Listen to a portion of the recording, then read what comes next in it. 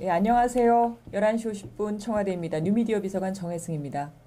오늘 제가 나온 건 짐작하시겠지만 국민청원에 대해서 답변을 드리고자 나왔습니다. 연극인 이윤택 씨 상습 성폭행 사건에 대한 철저한 진상규명과 조사 촉구한 그런 청원과 그다음에 고 장자연 사건 재수사 요청, 그다음에 단역 배우 두 자매 자살 사건에 대한 청원입니다. 세 사건 모두 최근 미투 캠페인이 확산되면서 국민들의 관심을 받았고요. 또 현재 수사기관에서 수사가 재개됐거나 진행 중입니다. 그래서 오늘은 박형철 반부패 비서관께서 답변자로 나와주셨습니다. 안녕하세요. 안녕하세요. 박형철 반부패 비서관입니다.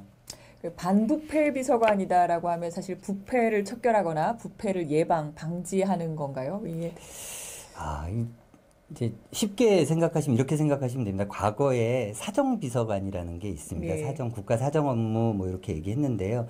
근데 이제 사정이라고 하면서 이렇게 조금 부정적인 이미지들이 있지 않았습니까? 그래서 그런 부정적인 이미지를 다 걷어내고 올 곳이 진짜 청렴한 대한민국, 부패 없는 대한민국을 만드는 그런 역할을 하자는 차원에서 아마 이름을 반부패 비서관으로 새로 정한 것 같습니다. 그 반부패 비서관께서 오늘 답하실 내용, 먼저 이윤택 씨 사건입니다. 총 20만 8,522명이 철저한 진상규명과 조사를 촉구를 했습니다. 당초 너무 오래된 일이라서 이제 형사처벌이 어렵다 이런 분위기가 있었는데 현재 구속 기소를 앞두고 있는 상황이 굉장히 진전이 있었던 거로 보입니다. 네, 말씀하신 것처럼 처음엔 그런 문제가 있었습니다. 이윤택 씨에게 성추행을 당했다는 최초 미투 폭로가 있었던 것은 지난 2월 14일이었고요. 그로부터 닷새 후에 이윤택 씨가 자진해서 사과 기자회견을 하겠다고 나섰는데 실제로는 강제적인 성관계는 아니었다라고 이렇게 얘기를 했습니다. 청원이 시작된 게 2월 17일이었는데요. 그때는 5건의 미투 폭로가 있었습니다. 그런데 너무 오래된 일이라서 공소시효 아시죠? 예. 공소시효가 지났다거나 아니면 고소가 제때 이루어지지 않아서 형사처벌을 못하는 게 아닌가 하는 우려들이 많이 있었습니다. 그러나 피해자분들이 용기 있는 고백을 계속 하셨고, 그 다음에 2월 26일 날은 대통령님께서 직접 친고죄 조항이 삭제된 2013년 6월 이후 범죄에 대해서는 고소가 없어도 처벌할 수 있으니까 적극적인 수사를 하라는 그런 당부도 하셨었습니다. 경찰은 이후에 신속하게 피의자 집이랑 그다음에 범행 장소로 지목된 곳을 압수수색하고 적극적으로 수사를 해서 이렇게 구속까지 이르게 된 것이고요. 이 자리를 빌어서 청와대 국민청원 코너를 통해 수사에 힘을 실어주신 국민 여러분들께 다시 한번 감사의 말씀을 드립니다. 예. 어쨌든 기대와 함께 이윤택 씨에 대한 경찰 조사는 마무리가 됐고 지금 검찰로 송치된 상황인데 좀 설명을 부탁드립니다. 네. 경찰 수사 결과 이윤택 씨는 1999년 초부터 지난해 6월까지 자기의 연극 스튜디오 등에서 연기자들에게 연기를 지도해 준다거나 나를 좀 안마를 해달라고 그렇게 하면서 사실상 17명에게 66차례나 성추행 또는 강간을 한 혐의가 인정이 됐습니다. 이러한 행위는 상습적으로 이루어졌는데요. 형법에 2010년도 4월달경에 상습범 처벌 규정이 신설돼서 그 이후 범죄에 대해서는 고소가 없어도 상습성이 인정이 되면 처벌을 할 수 있게 되었습니다. 그래서 그 이후에 이루어진 24차례의 성추행 등에 대해서 상습성을 인정해서 구속영장을 청구했고 지난 3월 23일 구속영장을 발부해서 경찰에서 수사를 마무리한 후에 검찰에서 지금 보안 수사를 거쳐서 곧 구속 기소를 할 예정입니다. 최초 미투 폭로가 있은 후 한 달여 만에 신속하게 수사를 진행했고요. 그 과정에서 아마 피해자들이 2차 피해를 당하지 않도록 최선의 노력을 다했습니다. 연극단체 관계자들에 의한 방조 혹은 공모 이런 게 있었다 이런 의혹도 있었는데요. 네, 실제로 그런 의혹이 제기가 됐었는데요. 피해자들은 경찰에서 조사를 받을 때 그분들이 이윤택 씨한테 항의를 한 적도 있고 그리고 또 그분들이 아마 이윤택 씨 행위를 이렇게 막을 만한 그런 정도 위치에 있지 않았다고 그러더라고요. 그래서 추가로 관계자들의 방조나 공범으로 입건하거나 그러지는 않았습니다. 아까도 말씀하셨지만 이런 성폭력 범죄를 수사하면서 가장 문제가 되는 게 수사 과정, 조사 과정에서의 이제 2차 피해가 있지 않냐, 이제 이런 얘기들도 있는데 이번에는 그 부분을 또 각별히 신경 썼다라는 보도가 있었습니다. 예, 특히 2차 피해 문제가 많이 지적이 돼서요. 그 부분을 많이 신경을 썼습니다.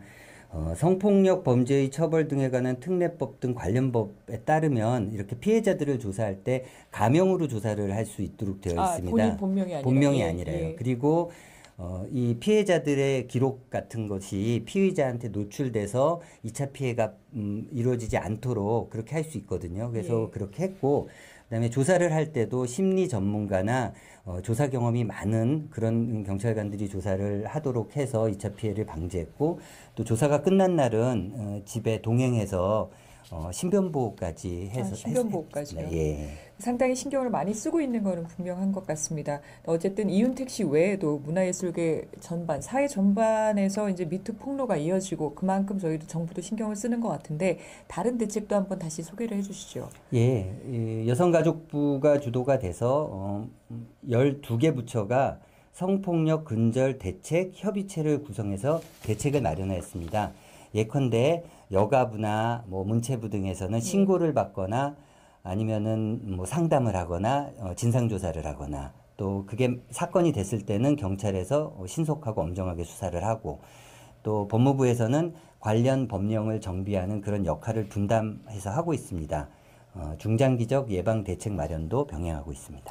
예, 사실 이런 성폭력은 강자가 약자를 성적으로 억압하는 사회구조의 문제인데 이런 것들의 개선을 포함해서 이번에 새로운 전환점이 되기를 기대를 해봅니다.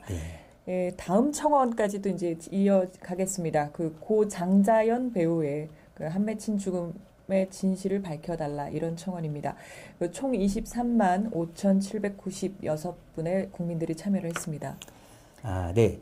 고 장자연 배우 사건은 2009년 3월 탤런트 장자연 씨가 유력 인사들의 술 접대와 성 접대를 강요받고 또 기획사 대표로부터 폭행을 당했다는 내용의 유서 그리고 또 유명 인사 리스트 이런 것을 남기고 29살의 젊은 나이에 자살을 하는 그런 사건이 있었습니다.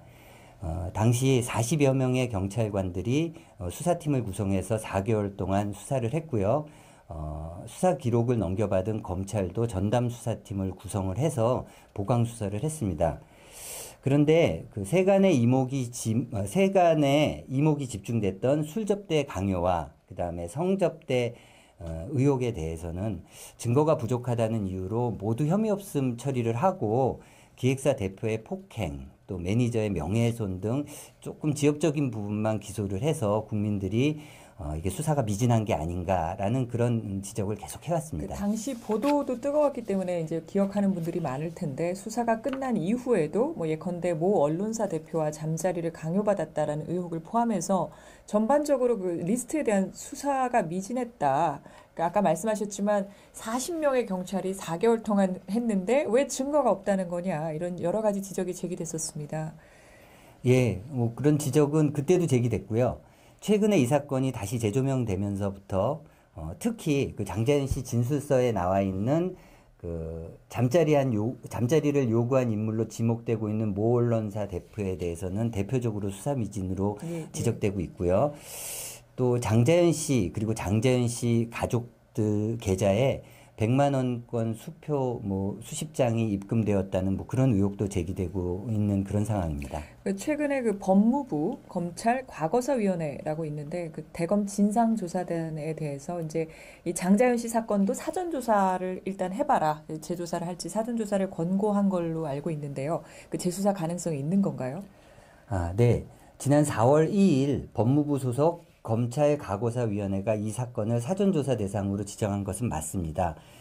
절차가 어떻게 되냐면 법무부 소속으로 검찰과거사위원회가 있어서 그 지난 사건 중에 문제가 있는 사건을 사전조사를 하라고 대검에 설치된 진상조사단에게 의뢰를 하면 대검 진상조사단이 사전조사를 해서 본격적인 수사를 할지 여부, 본조사에 들어갈지 여부를 결정을 하고 그리고 본조사를 한 다음에 법무부에 보고를 하는 그런 절차를 거치도록 되어 있습니다.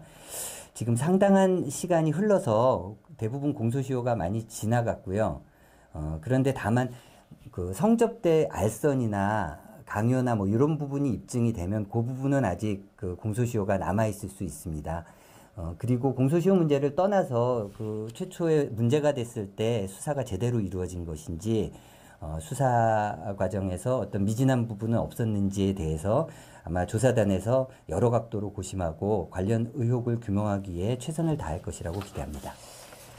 예, 그 진상규명과 엄정한 처벌을 바라는 사건이 하나 더 있습니다. 오늘 또 가져왔는데 지난 2004년입니다. 단역 배우 여성이 소속 기획사 남성들로부터 수차례 성폭행을 당한 뒤에 정신적인 고통에 시달리다 자살을 했고 여동생도 며칠 뒤 자살을 했다 이렇게 알려져 있는 사건이 있습니다. 그 당시 담당 수사관은 가해자와 피해자를 분리하지 않고 대질 조사를 벌이면서 좀 부실 수사를 했다. 이제 수사 과정에 문제가 있었다 이런 지적이 제기가 됐고요. 결과적으로 피의자들은 아무런 처벌을 받지 않고 사건이 마무리가 됐습니다. 근데 이 사건에 대해서 재조사를 해달라는 청원이 제기됐고 여기에는 국민 22만 1928명이 참여해 주셨습니다. 예, 이 사건 모르시는 분들도 있을 것 같아서 잠깐 또 설명을 드리면은요. 2004년도에 단역 배우 아르바이트를 하던 대학원 여성이 그 기획사 관계자들로부터 성폭행을 당했다고 하면서 12명을 고소하게 됩니다. 근데 12명 고소를 했는데 한 1년여 정도 수사를 1년이나 수사가 진행. 예, 고소가 한꺼번에 이루어진 게 아니라 좀 순차적으로 이루어진 것도 있고 중간에 수사관도 막 바뀌고 그러면서 1년이 넘는 기간 수사가 됐는데 어느 정도 수사가 된 다음에 고소인이 고소를 취소합니다. 이런 경우 고소가 취소가 되면은 처벌을 할 수가 없거든요. 그렇죠. 그래서 불기소 처분이 됐는데 그로부터 3년 후에 2009년입니다. 저희 여성이 자기가 그 경찰 조사를 받는 과정에서 2차 피해를 당했다. 그리고 가해자들이 그 과정에서 자기를 계속 협박했다라는 이런 내용을 남기고 자살을 하고 그 동생은 이 언니를 자기가 단역 배우로 소개를 시켜줬나 봅니다. 그래서 거기에 대한 죄책감 때문에 동생도 자살을 하는 그런 사건입니다. 아주 비극적인 사건인데 최근에 이제 이 사건도 청원에서 이제 얘기가 되고 관심을 받으면서 경찰에서 진상 조사를 하고 있다 이런 얘기가 있었습니다. 예, 3월에 국민청원이 들어온 이후에 경찰에서 3월 28일 날 진상조사 TF를 꾸려서 사건 전반을 지금 검토 중에 있습니다. 그 내용을 보면 당시 담당 경찰관이 성희롱을 또 피해자에게 했다거나 부실 수사를 했다라는 건데 그 조사 중에 술 취한 경찰관들이 몰려와서 그 뭐 12명이란 잔 사람이 당신이냐 아가씨냐 이 아가씨냐 뭐 이런 식으로 옆에서 지나가면서 묻고 뭐 이게 다 사실인가요? 지금 이제 진상조사를 지금 막 시작을 예. 해서요. 이게 사실인지 여부를 이 자리에서 말씀드리기는 좀 어려울 것 같습니다. 하지만 성폭력 피해자들을 조사하는 과정에서 이런 일이 있었다라고 언급되는 것 자체는 정말로 안타까운 일이고요. 이거는 이런 언급이 있었다는 것 자체로도 이게 2차 피해 방지를 위해서 노력이 좀 부족했던 것이 아닌가 그런 정말로 생각은 듭니다. 뭐 당시 이제 뭐 정신과 치료까지 받고 있는 피해자를 위로하기는커녕 네. 뭐 이제 사실은 뭐 더 아프게 하고 상처를 줬다라면 이건 문제가 있다고 봐야 되는데 근데 당시에도 2004년 당시에도 수사 매뉴얼이라든지 업무 지침에는 이제 성폭력 피해자를 보호해야 된다. 2차 피해가 없도록 하라. 이런 게 있지 않았나요? 예, 당시에도 조사할 때 가해자랑 피해자는 분리해서 조사한다든가 또 뭐 질문을 할 때 피해자의 그런 심리 상태나 이런 것을 고려해서 질문을 한다든가 그런 지침이 있었습니다. 그런데 이런 이야기가 나오는 걸 보면 당시 수사 과정에서 그런 지침이 제대로 지켜지지 않은 게 아닌가. 뭐 그런 진상조사를 해봐야겠지만 예. 지켜지지 않았을 수도 있겠네요. 네. 어쨌든 청원에서는 이 사건도 재조사가 필요하다 이렇게 요구를 하고 있습니다. 이게 가능할까요?